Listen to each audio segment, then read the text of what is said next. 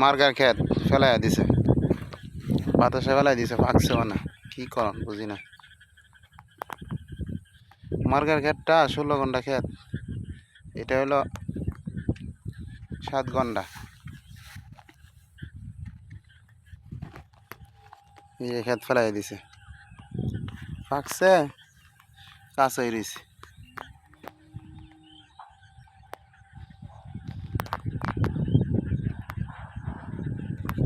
কাঁচাই রয়েছে পুরোটা।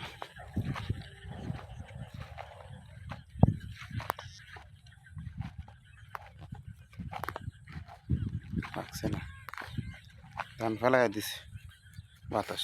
এটা না কাটলে এটাও ফেলাই দিল এলে দোকানে, জ্বালা তো উঠতে আছে, কিচ্ছু করার নেই। বৈশাখে দেনই মনে হয়।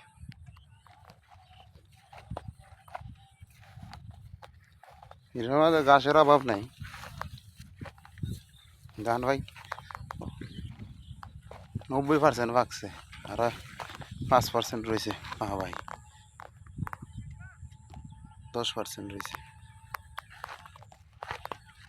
এটা না সিকান্দা না, এটা হলো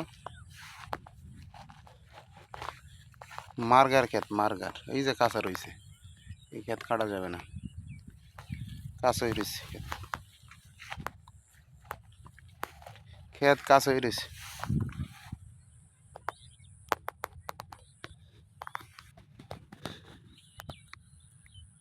7 ঘন্টা।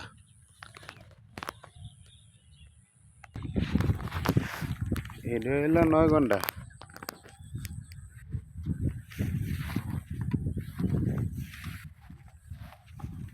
এই জায়গাটায় মার গেছে আর কি। এই এখান থেকে ধইরা জার্মনি আছে, এই জায়গাটা মার গেছে। পানি পানি আছে ক্ষেতের ভিতরে, ওই যে পানি দেখা যায়, জঙ্গলে গেছে, সড়কের সাথেই আছে।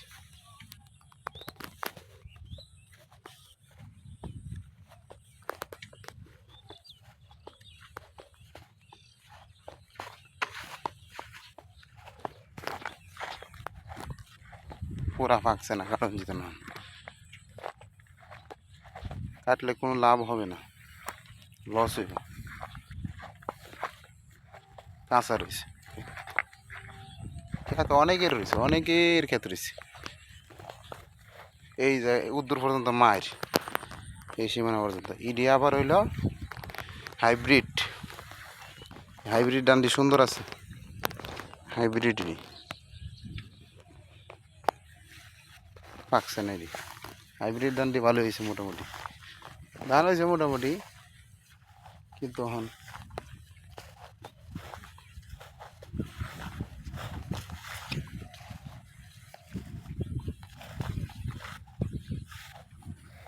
ক্ষেত ভেঙে গেছে আর কি।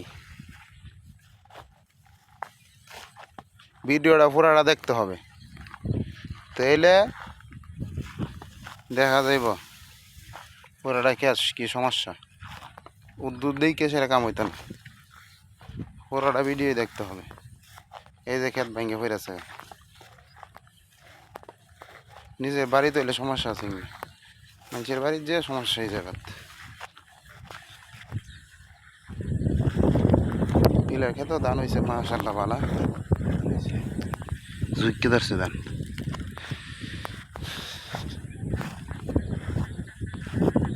এই যে হয়েছে। ওয়ালাইকুম আসসালাম। এখানে টাকাইটা যে মার খাইতেছি আমি, ধানও বাইরে গেছে, জ্বালা বাইরে গেছে গা। আরে না, শুকাইতারি না, ভিজা করছিলাম, কাটছিলাম খোয়াশার মধ্যে। এমনি ভৈরা তো এতে পালা বিপদ ভৈরা লাভ নাই। কাঁচা রয়েছে 10% কাঁচা রয়েছে, এই কাঁচার লাগিয়া আজকে ধান নেয় না, ওদের 800 টাকা, 850 টাকা গোদাম।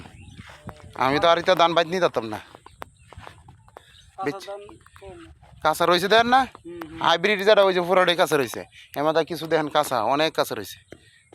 গত বছর মতো হয়েছে আর কি আমার অবস্থা, ঠিক আছে। আমি হ্যাঁ লাগাইলাম হইলে না, এই কাঠটাই লাগাইলাম, তো এটা তুমি লয়ে গেছে গা নিচে গা দিকে তুই ফাজলামি করছে দিকে তুই কেত লইছি আমি এটা তো এটা সাইজ করে দিয়ে গেলাম না হে এটা তো লইলে আমার চাচারে তুই লইলে তো আমরা চাষা হইলে কি লাভ হইব আমরা চাচা ইয়া এবারে গিয়েছে বারে বারে গেছে আম 1500 টাকা দিই মনে দেলাই না আমারে অথচ পরিষ্কার করে রাখছিলাম আমি পরে এখন এটা আমি সাইজ করে ঠিক করে দিলাম এখন আমি যাবো গান থেকে আর থাকতাম না থাকবো না আর যাবো গা এই এলাকার মানুষ হইল মারাত্মক ফিলিয়া আমি যে ক্ষেত করি হুজুররা ক্ষেত করলে পছন্দ করে না এটা কোনো কথা তোমার তুমি নামাজের লাগে লাগছো নামাজের টাইমে ঠিক হয়ে গেছে নামাজ পড়াইতেছে না এরা সমস্যা হুজুর এটা করতে করে হ্যাঁ এরা সমস্যা 2 বছর আছে বেতন তো কয়টা বেতন দেও এটা বুঝে না আমরা মসজিদে হুজুরে যদি করতো আপনারা কিছু মানুষের ফিলিয়া লাগলো এটা লাগলো না যে তা না তো বেতন মোটামুটি ভালো